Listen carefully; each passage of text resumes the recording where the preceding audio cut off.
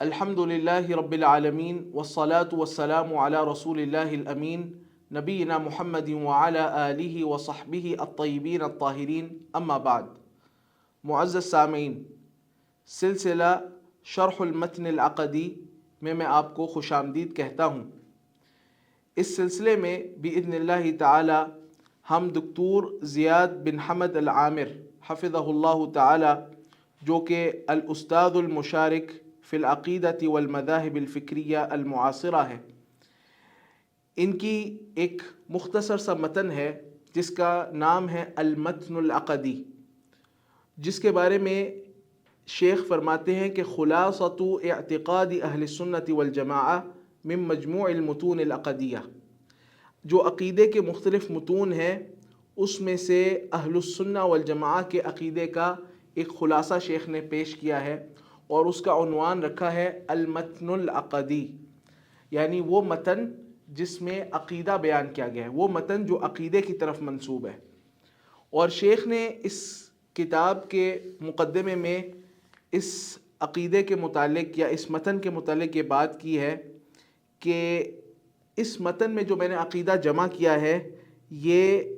اہل السنہ والجماعہ کے مشہور عقیدے کے متون سے ایک ملخص، ایک خلاصے کے طور پر جمع کیا ہے، جیسے العقیدۃ الطحاویہ سے، عقیدۃ ابن ابی زید القیروانی المالکی سے، عقیدۃ اصحاب الحدیث للصابونی سے، لمعۃ الاعتقاد سے، اور اس کے علاوہ دیگر اہل السنہ والجماعہ کے جو متون ہیں عقیدے کے، ان سے میں نے بطور خلاصہ، بطور ملخص یہ عقیدہ جمع کیا ہے۔ اور پھر شیخ نے یہ بات بھی بیان فرمائی ہے کہ مصنفین کی عادت یہ ہے کہ جب وہ کتب اعتقاد مرتب کرتے ہیں تو اس کو اس ترتیب پر کرتے ہیں جو عقائد کی ترتیب حدیث جبریل میں آئی ہے، اور وہ کیا ہے کہ جبریل امین علیہ الصلاۃ والسلام نے نبی مکرم صلی اللہ علیہ وسلم سے انسانی شکل میں آ کر یہ دریافت کیا تھا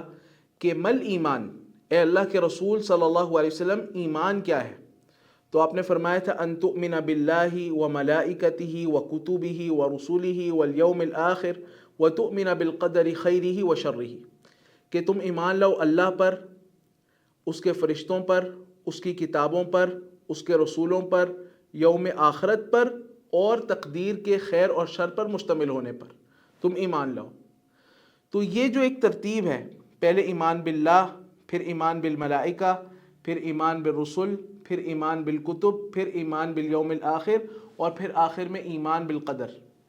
اسی ترتیب پر مصنفین کا طریقہ کار ہے کہ وہ عقائد کو مرتب کرتے ہیں اور لکھتے ہیں۔ تو کہتے ہیں میں نے بھی اسی ترتیب کی رعایت کی ہے، اور آخر میں نے جو ملحقات ہیں، عقیدے کے ملحقات ہیں کچھ، جیسے صحابہ کرام کا مسئلہ، اور اسی طریقے سے کرامات اولیاء کا مسئلہ، امر بالمعروف نہی عن المنکر کا مسئلہ، امامت کا مسئلہ، حکمران کی سمع و طاعت کا مسئلہ،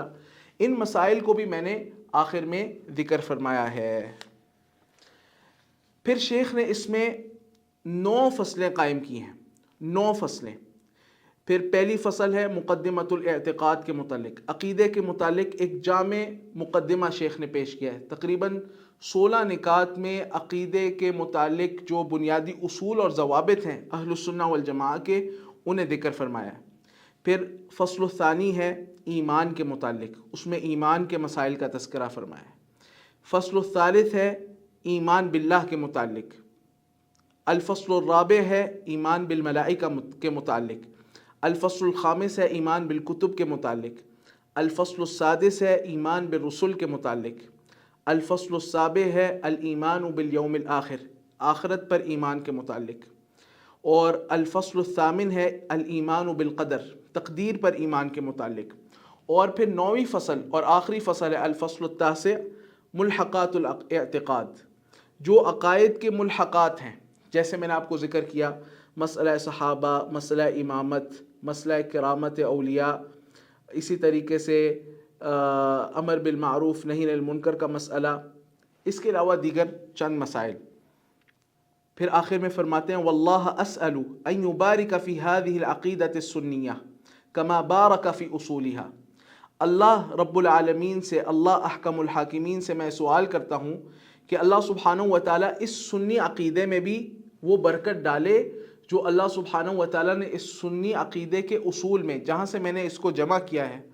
ان عقائد کی کتابوں میں اللہ سبحانہ و تعالیٰ نے برکت ڈالی۔ اور فرماتے ہیں وَيَنْفَعُ بِهَا كَاتِبَهَا، اللہ سبحانہ و تعالیٰ نفع پہنچائے اس عقیدے کے ذریعے سے کاتبها، اس کے کاتب کو، اس کو لکھنے والے کو، وقارئها، اور اس کی قراءت کرنے والے کو، وسامعها، اور اس کی سماعت کرنے والے کو، اس کو سننے والے کو، وحافظها، اور اس کو حفظ کرنے والے کو، وَيَجْعَلَهَا خَالِصَةً لِوَجْهِ الْكَرِيمِ، اور اللہ سبحانہ و تعالیٰ اس عقیدے کو خالص فرما لے، اس کے لکھنے کو جو میں نے کاوش کی ہے، اس کاوش کو اللہ سبحانہ و تعالیٰ خالص فرما لے لِوَجْهِ الْكَرِيمِ، اپنے معزز چہرے کے لیے، یعنی اس کی بدولت مجھے اللہ احکم الحاکمین کی رضا بھی مل جائے۔ آخر میں آمین انہوں نے لکھا،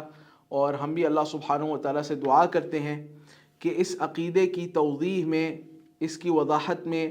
جو ہماری یہ مجالس ہیں، اللہ سبحانہ و تعالیٰ ان مجالس کو صرف اپنی رضا کی خاطر خالص کر لے، اور ہمیں توفیق دے کہ ہم اہل السنہ والجماعہ کا عقیدہ سہل اور واضح انداز میں بیان کر سکیں۔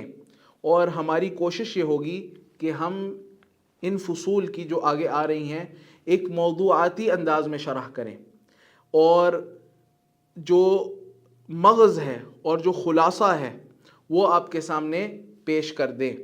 وباللہ تعالی توفیق، وصلی اللہ وسلم علی نبینا محمد وعلی آلہ وصحبہ اجمعین۔